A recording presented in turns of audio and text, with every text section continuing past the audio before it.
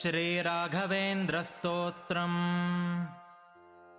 श्रीपूर्णबोधगुरुतीर्थपयोब्धिपारा कामारिमाक्षविषमाक्षशिरस्पृशन्ति पूर्वोत्तरामिततरङ्गचरत्सु हंसा देवालिसेवितपराङ्घ्रिपयोजलग्ना जीवेशभेदगुणपूर्तिजगत्सु सत्त्व नीचोच्चभावमुखनक्रगणैः समेता दुर्वाद्यजापतिगिलैर्गुरुराघवेन्द्र वाग्देवता सरिदमुं विमलीकरोतु।